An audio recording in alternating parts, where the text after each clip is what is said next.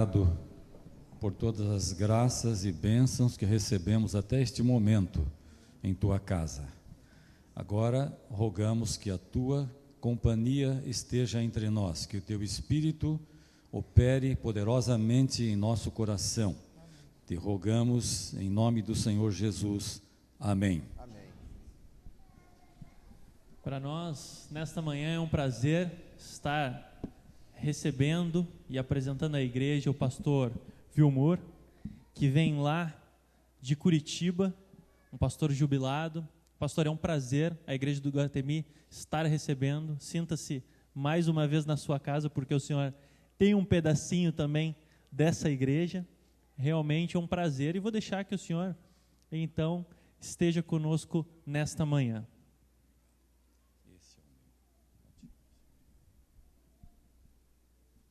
Bom dia, querida igreja do Iguatemi. Agradeço a oportunidade de estar dirigindo a palavra a vocês nesta manhã. O tema que está aí no boletim, reavivamento e reforma, não é um tema leve, suave, logicamente, dá para perceber já pelas palavras, mas tem sido a tônica da Igreja Adventista do Sétimo Dia, desde a última Assembleia em Atlanta, quando foi nomeado, eleito o pastor Ted Wilson para ser o presidente da Associação Geral. Desde que ele assumiu essa posição, tem sido a sua ênfase, sempre, em todo o mundo, em suas visitas. E ele está hoje aqui no Brasil, está em Manaus, participando aí de um programa da União ali. E nossas revistas denominacionais também têm trazido muitos artigos sobre esse tema, reavivamento e reforma. Logicamente, há muitas formas, há muitas maneiras de abordar esse tema. Eu vou optar por uma maneira. Agora, não é a única.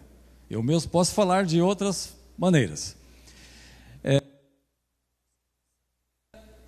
Dizendo que temos promessas inquebrantáveis no Espírito de Profecia, na Bíblia, quanto à vitória da igreja remanescente, da igreja adventista do sétimo dia, quanto a ser esta a última igreja. Algumas das citações são estas. Uma delas diz: pode parecer que a igreja esteja como prestes a cair, mas não cairá. Ela permanece. Deus nos dá a garantia de que sua igreja não vai cair. Ela vai permanecer no cumprimento do seu papel, da sua missão, até o Senhor Jesus voltar. Numa outra declaração, Ellen White disse: tenhamos fé em que Deus há de pilotar seguramente ao porto a nobre nau que conduz o povo de Deus. Deixando claro que a embarcação que conduz o povo de Deus não sofrerá naufrágio ao longo da sua viagem, mas que vai ser conduzida com segurança pelo grande comandante, que é o Senhor Jesus, até entrar no porto. Não há espaço para a queda da igreja, sua rejeição, ou que um outro movimento ocupe o seu lugar. Não há espaço para isto. Graças a Deus por isto. E no final da vida, transmitindo sua última mensagem para a Assembleia da Associação Geral reunida, ela fez esta afirmação: sinto-me feliz e abençoada ao reconhecer que o Deus de Israel está guiando o seu povo e vai guiá-lo até o fim. Amém? Por essas promessas, né? Que maravilha. Muito bem, esse é um capítulo da história. Agora vamos passar para o segundo. O segundo capítulo, a mesma profetisa, a mesma mensageira, diz que esta igreja verdadeira, guiada por Deus, e que se destina a triunfar gloriosamente, tem uma grande necessidade. Tem uma necessidade urgentíssima. E essa necessidade se chama reavivamento e reforma. Vamos ler essa declaração?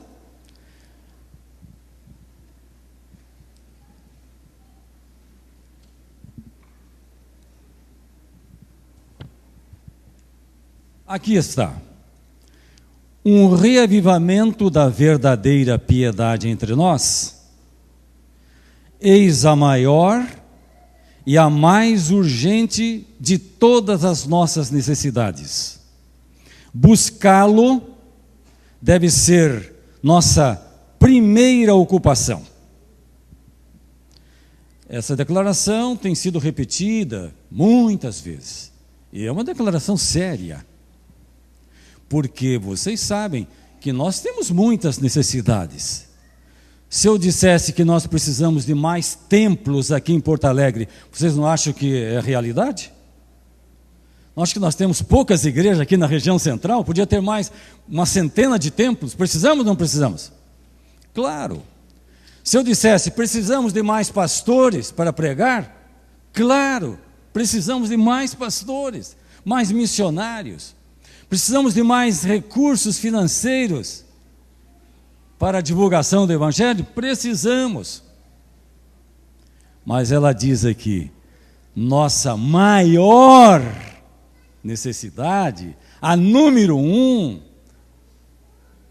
é de um reavivamento da primitiva piedade. Reavivamento e reforma é a maior, é a primeiríssima necessidade.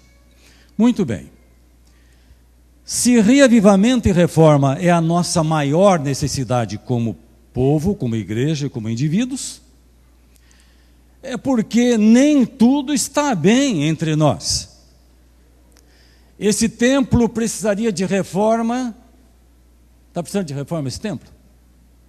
Não está. Está novinho, bonito, em folha. Uma casa, quando precisa de reforma, é porque alguma coisa não está bem com ela. Há rachaduras, quem sabe entrando água lá no telhado, problema aí no piso. Tem que estar acontecendo alguma coisa para uma casa precisar de uma reforma. Então, se a igreja adventista do sétimo dia precisa de reavivamento e reforma, é porque nem tudo está como deveria estar. Correto isto? Lógico. Se essa é a nossa maior necessidade, é porque nem tudo está bem. Há coisas que precisam ser mudadas, melhoradas. Não é difícil a gente entender isso e descobrir isto. Só dar uma olhadinha na carta à igreja de Laodiceia, nós já descobrimos. Quem é a igreja de Laodiceia? A última. E nós acreditamos que somos esta última. Porque depois de Laodiceia não se segue uma oitava igreja, uma nona, uma décima. Laodiceia, a sétima, fecha a trajetória da igreja cristã. É a última. Nesta carta, pelo teor desta carta, nós descobrimos algumas necessidades. E uma básica, fundamental. Vamos dar uma olhadinha lá? Apocalipse capítulo 3. Apocalipse 3. Nem vamos ler tudo, só alguns versos. Verso 15 em diante.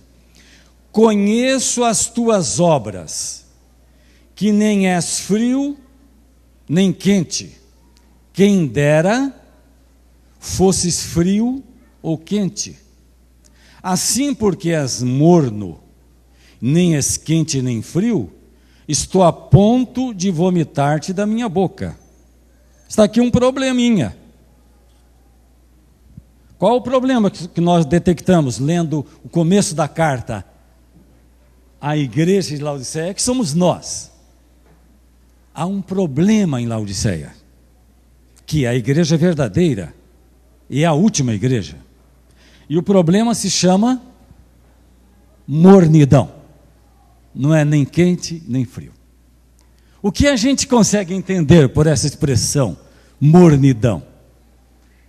Indiferença, apatia espiritual, falta de um comprometimento maior com Deus, com a causa, com a missão, falta até de maior comprometimento com os princípios, e assim por diante.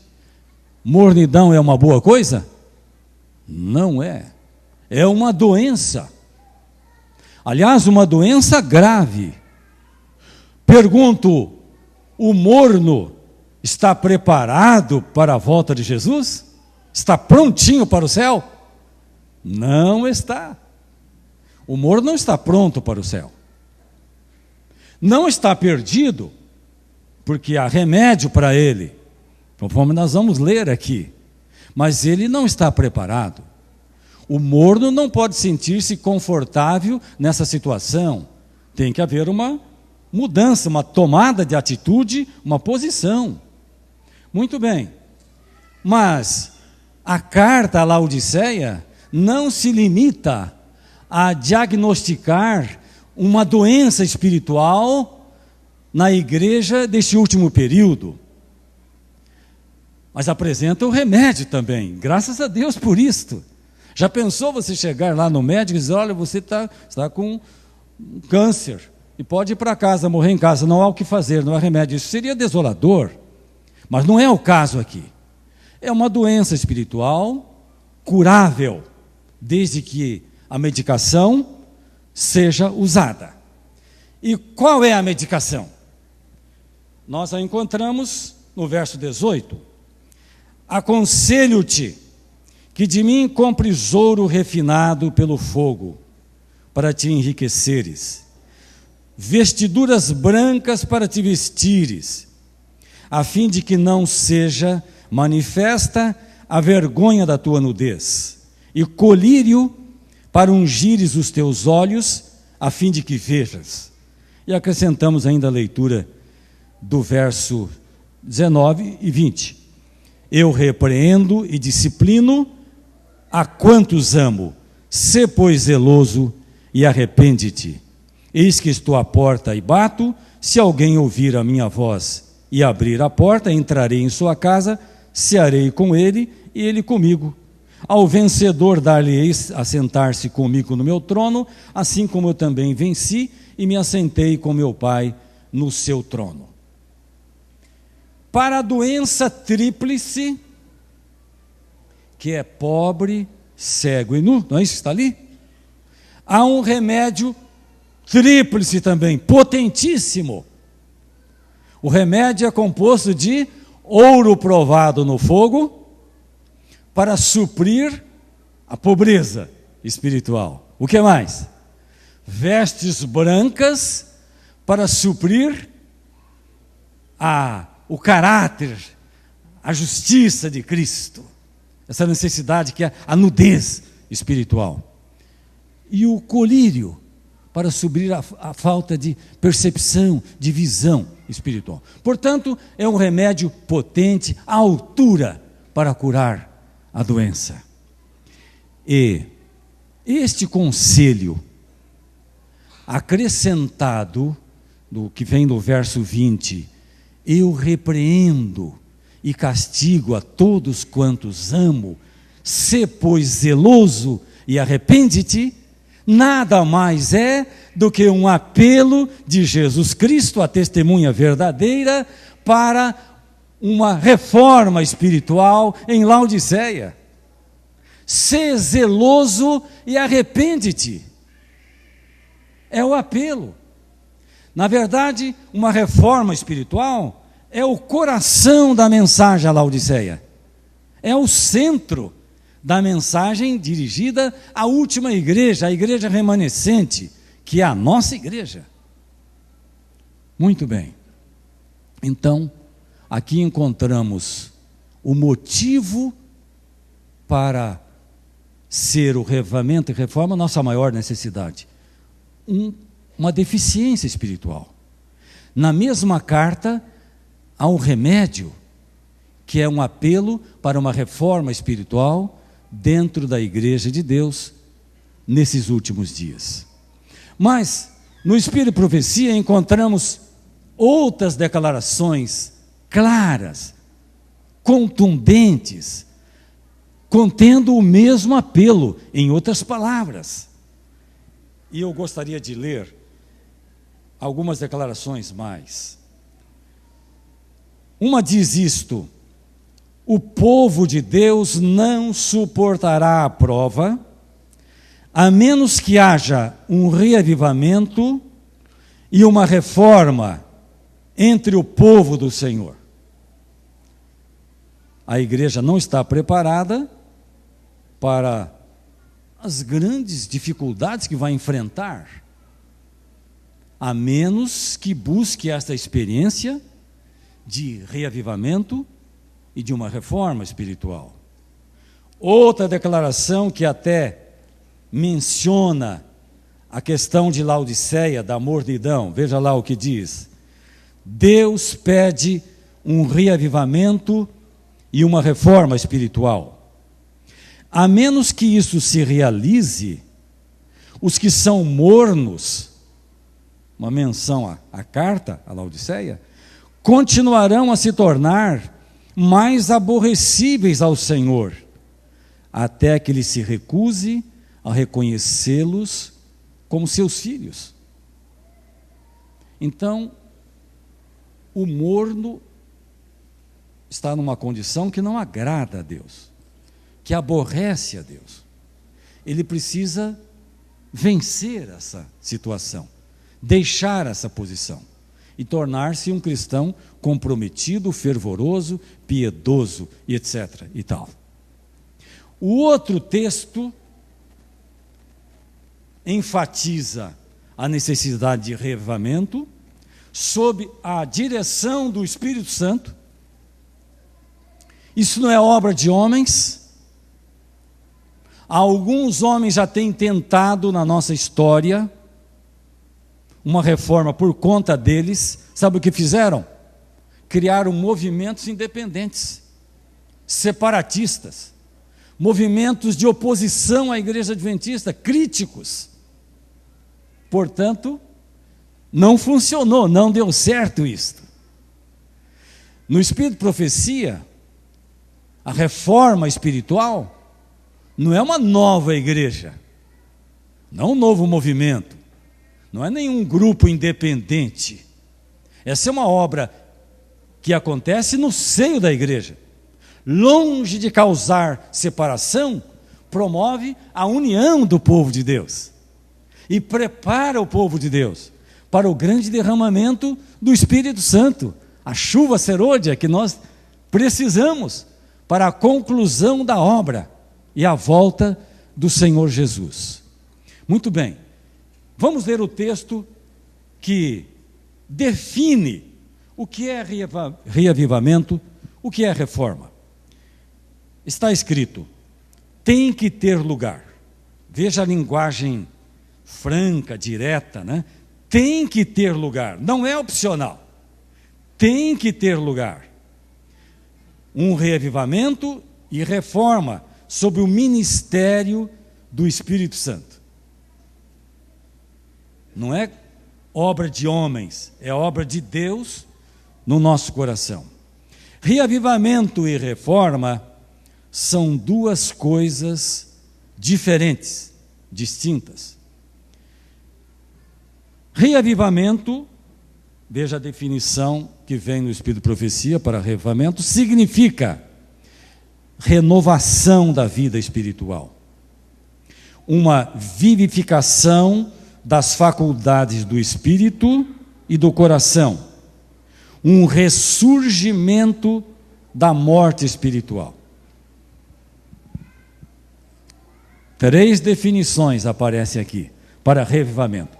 A primeira é que é avivamento? Uma renovação espiritual. Então, o que nós mais precisamos na nossa vida? Uma renovação espiritual. Sair de uma rotina, de uma situação de acomodação. Renovação espiritual. A segunda definição que ela apresenta é uma vivificação das faculdades do espírito e do coração. E num terceiro plano ela coloca uma expressão interessante. Ela diz, é um ressurgimento da morte espiritual. Ou seja, é uma ressurreição. É uma ressurreição espiritual que nós mais precisamos.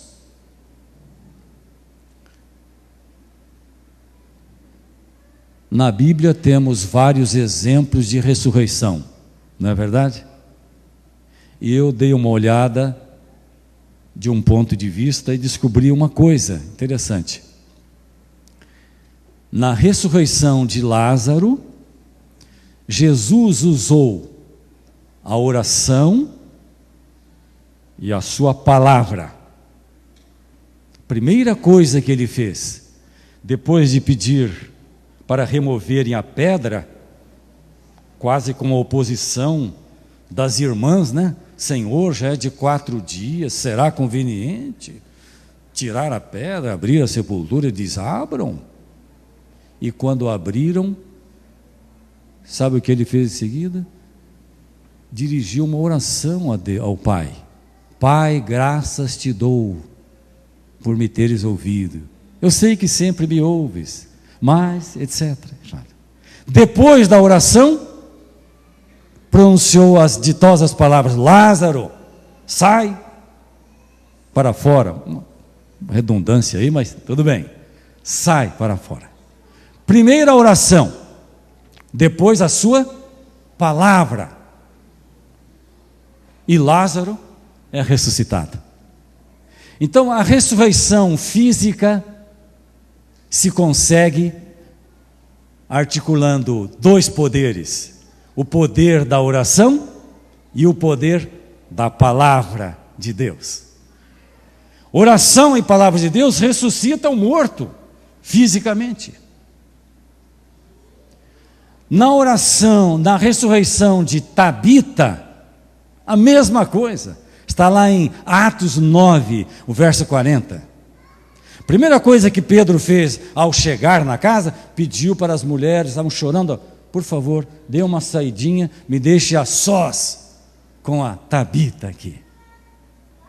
E o que ele fez em seguida? Orou, diz lá, ele orou.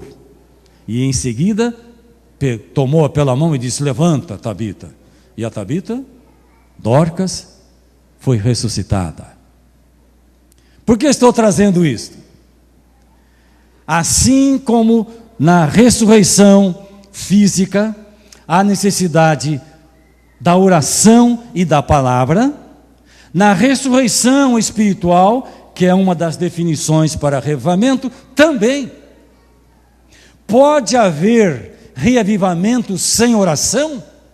É possível alguém ter a sua fé reavivada sem orar? Impossível.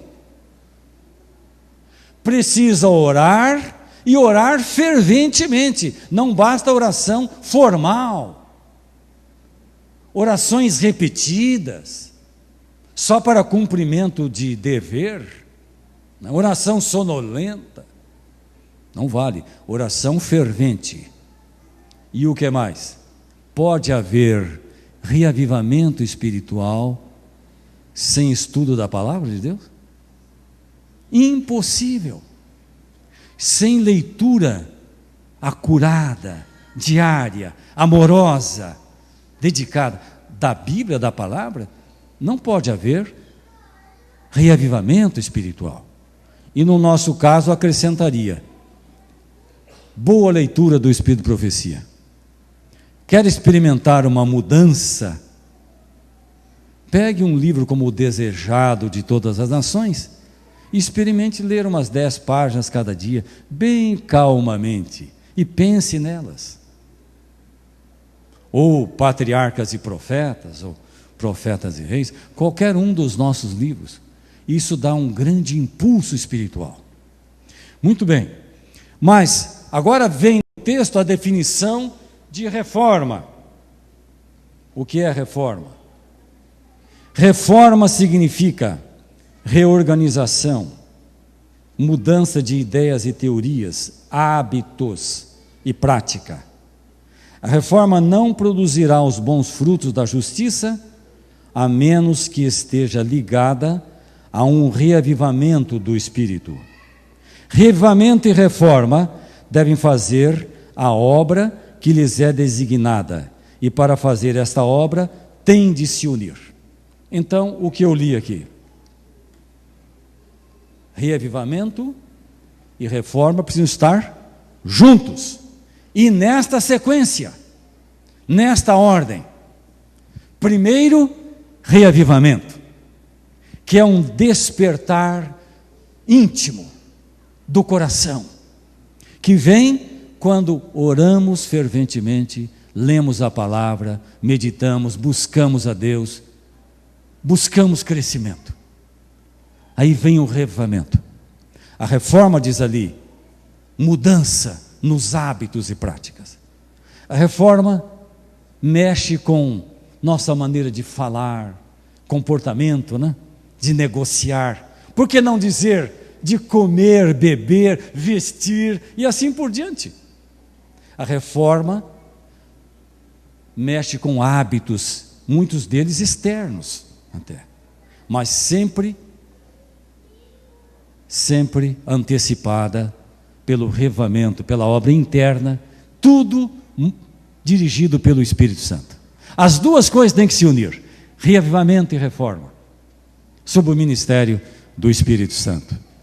Muito bem, na Bíblia, irmãos, voltamos à Bíblia, encontramos vários apelos veementes de Deus, pró-reforma espiritual. Um dos grandes textos está em Joel capítulo 2, gosto desse Joel 2, onde está a promessa, no verso 28, do derramamento pleno do Espírito Santo sobre a igreja. Nesta oportunidade, quero só recordar o verso 12 e 13. Aqui, sem dúvida, Deus está se dirigindo a nós, a igreja a quem Ele promete a plenitude do Espírito Santo. Ainda assim, verso 12, agora mesmo diz o Senhor, convertei-vos a mim de todo o vosso coração, e isso com jejum, com choro e com pranto, rasgai o vosso coração, e não as vossas vestes, e convertei-vos ao Senhor vosso Deus, porque Ele é misericordioso, compassivo e tardio em irar-se, e grande em benignidade, e se arrepende do mal. O que Deus pede aqui? Arrependimento, conversão, convertei-vos a mim de todo o vosso coração. Não é uma conversão parcial, não é vencer alguns pecados, é uma vitória completa pela graça de Deus, porque quem somos nós para vencer pecado, não? Convertei-vos a mim de todo o vosso coração, com jejum, com pranto, rasgai, diz aqui, não as vestes, mas o coração. O que é isto aqui? Um apelo por um reavivamento e por uma reforma espiritual. Esse é um apelo. E lá depois no verso 28 está escrito, e há de ser que depois derramarei o meu espírito sobre toda a carne. Então o grande derramamento do Espírito Santo, sem o qual a obra não será concluída, esse grande derramamento deve ser precedido por um reavivamento e uma reforma espiritual no seio da igreja adventista do sétimo dia. E estou lembrando agora de uma grande promessa de Deus, que está lá em 2 Crônicas, capítulo 7, verso 14. Respondendo à oração de Salomão, Deus disse que se alguns problemas acontecessem, desvios da fé, mas ele diz: se o meu povo reconhecer seus maus feitos, e se humilhar e orar, se converter dos seus maus caminhos, buscar a minha face, eu ouvirei e trarei chuva sobre a sua terra. Acredito que esse apelo por uma reforma espiritual nunca foi tão atual como hoje. Hoje Deus está apelando para o seu povo, viu? Que se humilhem, se convertam de todo o coração, orem ferventemente, e Ele vai atender a esses rogos e vai suprir a nossa grande necessidade. Muito bem, agora o penúltimo capítulo da nossa mensagem. Quero apresentar rapidamente 2 fatos nessa questão do reavivamento que nós não podemos ignorar. O primeiro fato é que não só nós conhecemos essa necessidade, não só Deus está trabalhando para promover o reavivamento, há alguém que sabe também disso e está trabalhando para impedir. É bom que saibamos disso. Este alguém que não quer ver reavivamento na igreja, trabalha assiduamente, lançando obstáculos, impedimentos. Isso está escrito no Espírito de Profecia. É uma declaração que faz a gente arrepiar. Olha lá. Não há coisa que Satanás tema tanto como que o povo de Deus desempeça o caminho, mediante a remoção de todo o impedimento, de modo que o Senhor possa derramar seu Espírito sobre uma enfraquecida igreja. O que o diabo mais teme? Que a igreja enfraquecida é a nossa, a última igreja, remova todos os impedimentos, de tal maneira que Deus possa derramar a plenitude do Espírito sobre essa igreja. O que ele mais tem medo é que isso aconteça, que a igreja se desperte, acorde e remova os empecilhos e receba a chuva do Espírito Santo. E ela conclui essa declaração dizendo: se Satanás pudesse fazer o que ele queria, nunca haveria outro reavivamento, grande ou pequeno, até o fim do tempo. Qual é a vontade de Satanás? Qual é o seu querer? Que não aconteça reavivamento nenhum, nem grande, nem pequeno. Isso não é bom para ele. Ele não quer que aconteça isso e trabalha para não acontecer. Então saiba que na sua busca por essa experiência, você vai encontrar dificuldades que ele atravessa no seu caminho para te desanimar, para te impedir. Segundo fato,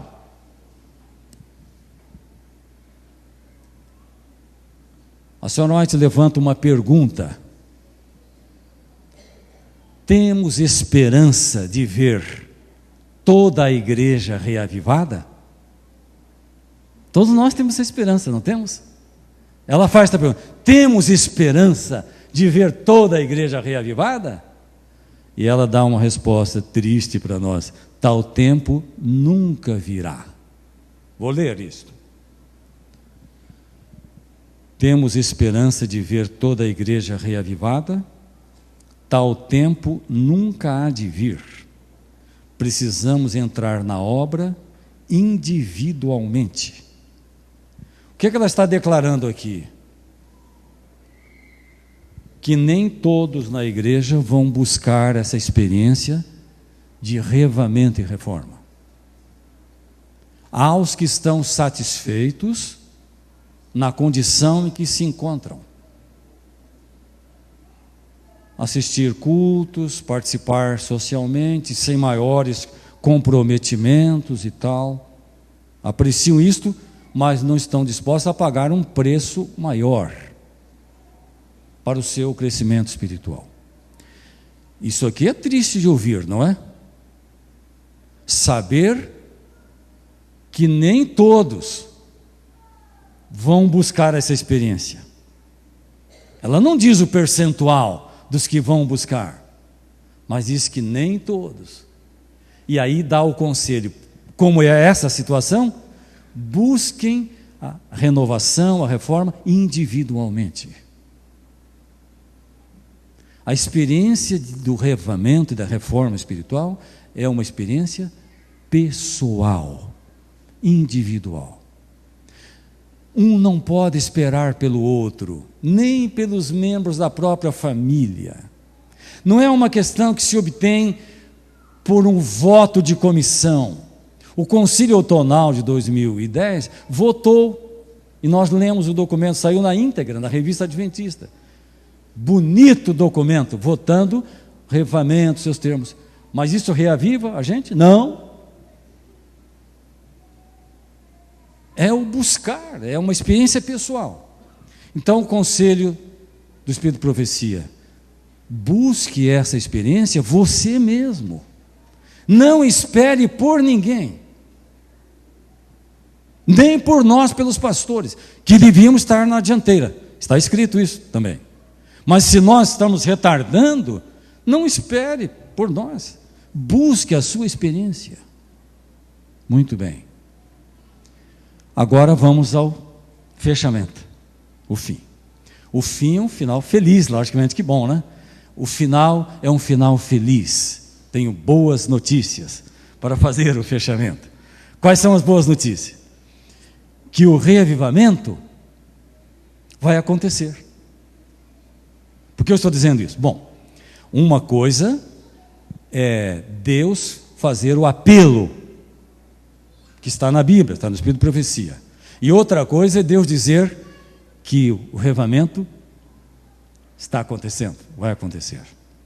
Então, vou ler 3 declarações rapidamente, que confirmam que o reavivamento será atendido, não 100%, né? Mas será atendido pela igreja. Glória a Deus por isto. Não ficará só no papel, não ficará só no apelo, o apelo será correspondido. Primeira citação diz isto. Antes de, está no livro Grande Conflito, antes de os juízos finais de Deus caírem sobre a terra, haverá, veja a conjugação aqui, haverá entre o povo do Senhor tal avivamento da primitiva piedade, como não fora testemunhado desde os tempos apostólicos. O Espírito Santo e o poder de Deus serão derramados sobre seus filhos. Antes de os juízos de Deus caírem sobre a terra, antes das pragas virem, haverá. Ela não está dizendo que deve haver, não. Haverá um reavivamento entre o povo do Senhor. Haverá. É uma afirmação, não é um apelo apenas que está aqui. Muito bem. O segundo texto é melhor do que esse, mais explícito ainda. Olha aqui, que maravilha. Fiquei profundamente impressionada. Isto é uma declaração do final da vida da senhora White. Fiquei profundamente impressionada por cenas que me foram recentemente apresentadas à noite. O que ela vai descrever aqui? Cenas do futuro, não do momento em que ela estava vivendo.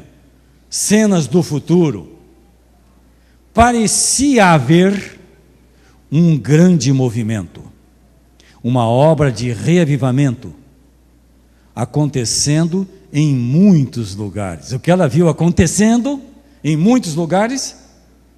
Um reavivamento. Atendendo ao chamado de Deus, nosso povo se estava arregimentando. Olha que bonito, não? Ela diz: atendendo ao chamado de Deus, nosso povo se estava arregimentando. E nas visões do futuro, visões da noite, ela diz: vi uma obra de reavivamento em muitos lugares. Oxalá tenha visto também a igreja do Iguatemi.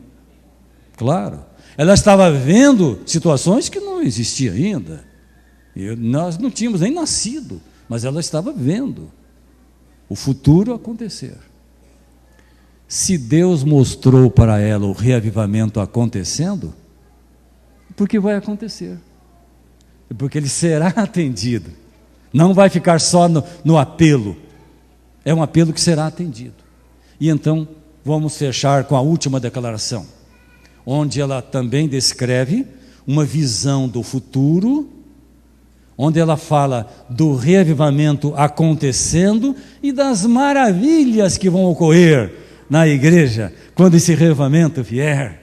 Quantos milagres, curas, um espírito de genuína conversão, muito louvor, algo extraordinário está aqui nessa declaração também muito conhecida entre nós. Em visões da noite passaram perante mim representações de um grande movimento reformatório entre o povo de Deus.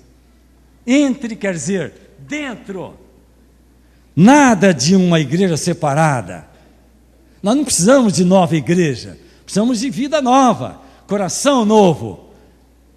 Nada de deixar o seio da igreja para formar um outro movimento independente. Isso não é reforma, isso é separatismo, né? Isso não combina. Então ela viu em visões da noite passarem perante ela representações de um grande movimento reformatório entre o povo de Deus. Muitos estavam louvando a Deus. Os enfermos eram curados e outros milagres eram operados. Viu-se um espírito de intercessão, tal como se manifestou antes do grande dia de Pentecoste. Viam-se centenas e milhares visitando famílias e abrindo perante elas a palavra de Deus. Os corações eram convencidos pelo poder do Espírito Santo e manifestava-se um espírito de genuína conversão. Portas se abriam por toda parte para a proclamação da verdade. O mundo parecia iluminado pela influência celestial. Grandes bênçãos eram recebidas pelo fiel e humilde povo de Deus. Houve vozes de ações de graças e louvor, e parecia haver uma reforma, como a que testemunhamos em 1844. Então, esta reforma espiritual vai acontecer. Oxalá que ela aconteça na sua vida e na minha, porque hoje Deus está fazendo aquele apelo que fez ao profeta Isaías: a quem enviarei? Quem irá por nós? Quem quer ser o ponto de partida? Quem quer ser o primeiro a dar andamento nessa busca? Que a nossa resposta seja de Isaías. Qual foi a resposta dele? Senhor, eis-me aqui, envia-me a mim. Eu quero começar isso na minha vida e depois influenciar outros mais. Que Deus nos abençoe, que voltemos para casa hoje confiantes. Esta é a igreja do Senhor, que tem necessidades, que serão supridas pelo reavivamento e a reforma. Isto é um preparo para o grande derramamento do Espírito Santo. Terminação da obra e a volta do Senhor Jesus. Amém.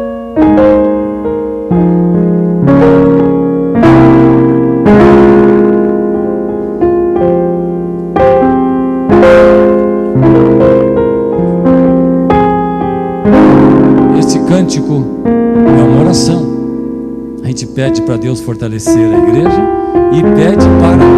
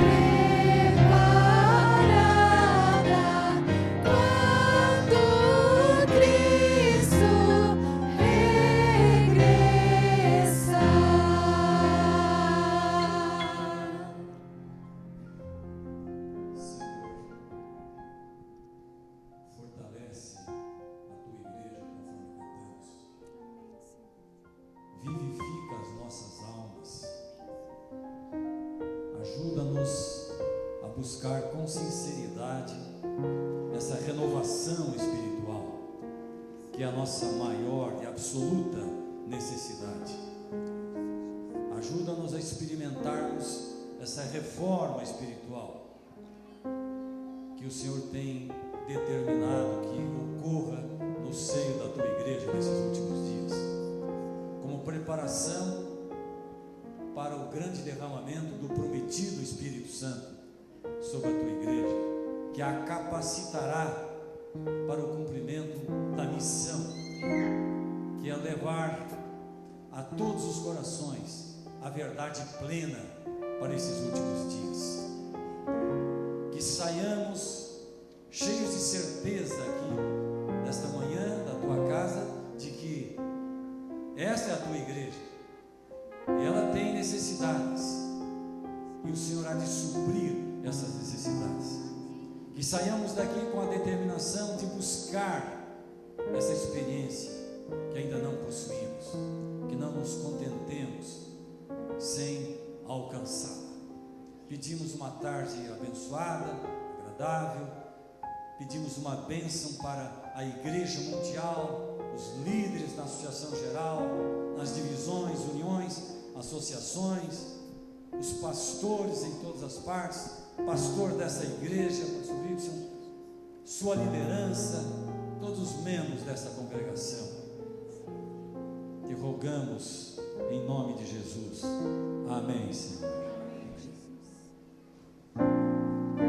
Abraça quem está do seu lado, quem está atrás de você, na frente.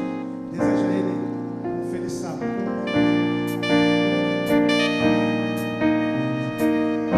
Seja dia, seja noite, o Senhor estará contigo. Vamos cantar. Seja dia, quando o sol só quer brilhar.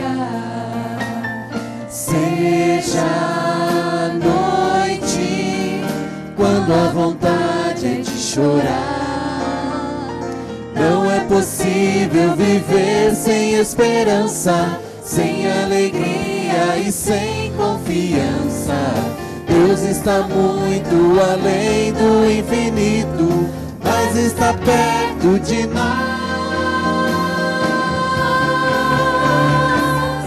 O amor de Deus não dá pra se guardar. Quem conhecer jamais esquecerá. Ninguém mostrou um amor tão grande assim. Ele há de ser fiel até o fim.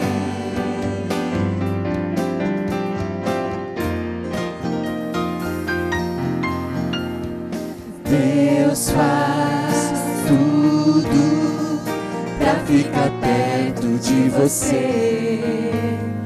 Ele sabe como melhor te proteger.